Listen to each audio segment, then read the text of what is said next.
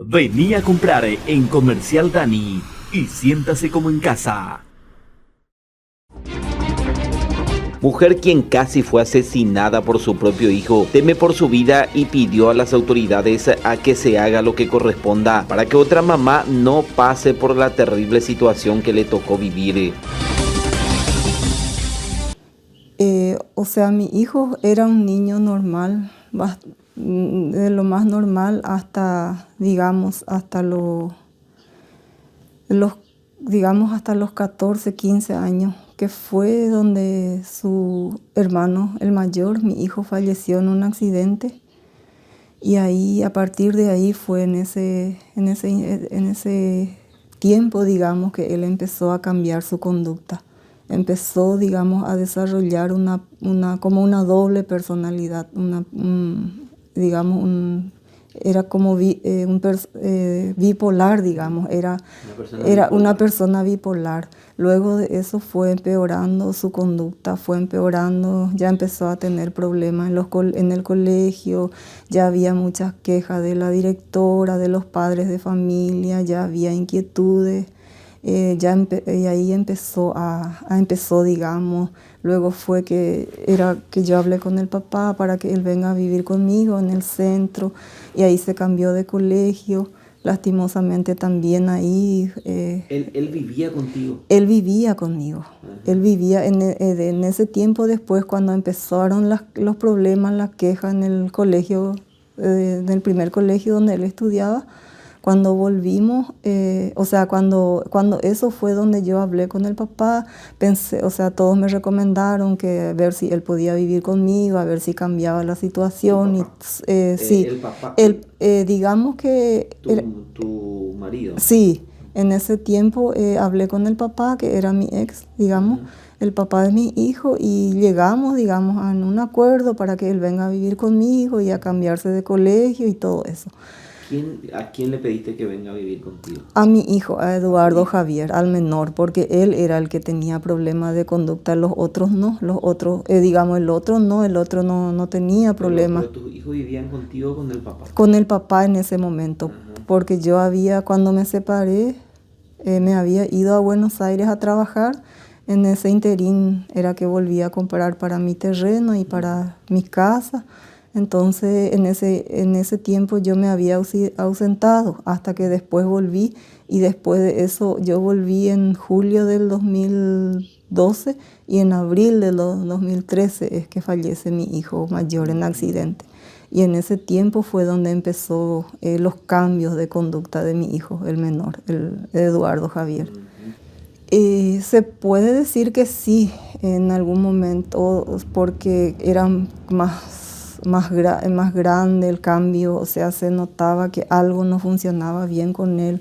Ahí fue donde empezamos a llevarle al médico con tratamiento y demás cosas, y así fue con psicólogos, inclusive psiquiatras, y así él vivía con tratamiento, de los cuales no daba mayores resultados por el hecho de que él no quería hacer bien su tratamiento. Era como que empezaba su tratamiento y dejaba, volvía a empezar, y era como que no daba los resultados. Y así, ¿consumía droga? Y aparentemente sí, por las conductas que él desarrollaba y por los medicamentos que le recetaban los médicos, eran antipsicóticos. O sea, hasta hoy día su tratamiento era con tratamiento antipsicótico.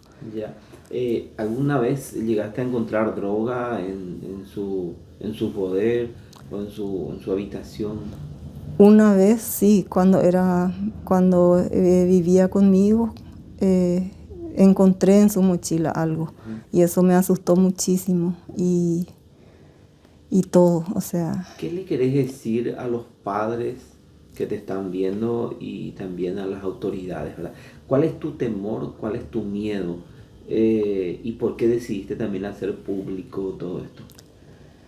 La verdad, mi preocupación como mamá y como parte de la sociedad, digamos, me preocupa mucho esta situación, porque muchas veces como padres, cuando la conducta de nuestros hijos empiezan a cambiar, es como que no le damos de repente tanta importancia o no tomamos la seriedad del caso y de repente puede empeorar, o sea, la conducta de nuestros hijos cuando no es tratado bien y a tiempo, como que empeora, o sea, las consecuencias más adelante, irreversible, así mismo.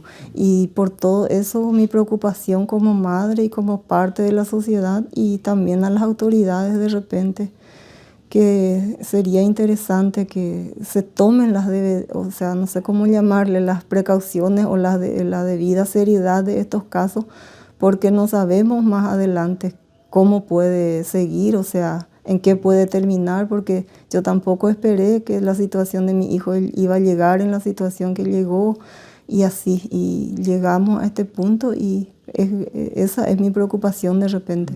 O sea que te salvaste de la muerte de milagro. De milagro. Entonces, ¿querés que esto sirva un poco de ejemplo o para ayudar a otras personas, verdad?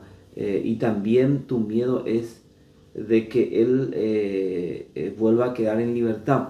En libertad y, o sea, sin tratamiento. Esas dos cosas es mi preocupación. Tu pedido es que se le dé un tratamiento. Un tratamiento serio, un tratamiento que sea realmente serio, en donde él pueda restaurarse, sanar, restaurarse y pueda volver a insertarse en la sociedad sin tener que apeligrarle a nadie, o sea, que no represente un peligro de repente para mí. Estaba siendo un peligro para...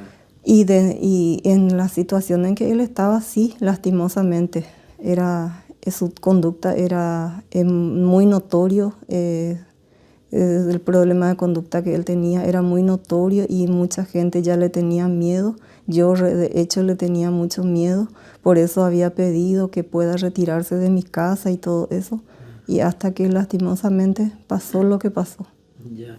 Y a las autoridades que se pueda tomar de repente en serio estos casos, estas situaciones. Y, o sea, o sea, ellos sabrán cuáles son las medidas más, digamos, que se tenga que dar, ¿verdad? Si va por el tratamiento o por lo menos que se tome en serio para que las cosas no se salgan de las manos y que pueda de repente controlarse.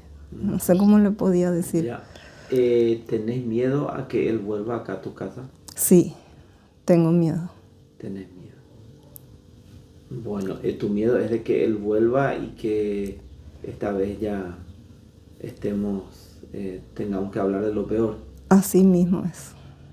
Por eso es mi pedido a las autoridades también de que se tome realmente con la debida seriedad y que ellos sepan, o sea, cuáles son las vías más, digamos, convenientes para estos casos. Y la verdad que si ven algún cambio, como alguna anormalidad en sus hijos, que por favor lo tomen en serio, que papá y mamá se unan y que tomen en serio la situación de sus hijos antes que sea demasiado tarde.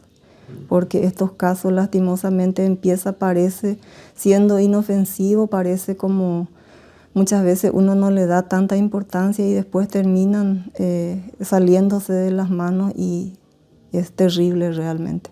Agradecerle a todos por su preocupación, a los vecinos, a la sociedad, a la familia, a los medios de comunicación, por tanto apoyo y nada, darle gracias a Dios porque me guardó, me protegió y a todas a las familias preocupadas por mí, por mi situación y por la situación de mi hijo también.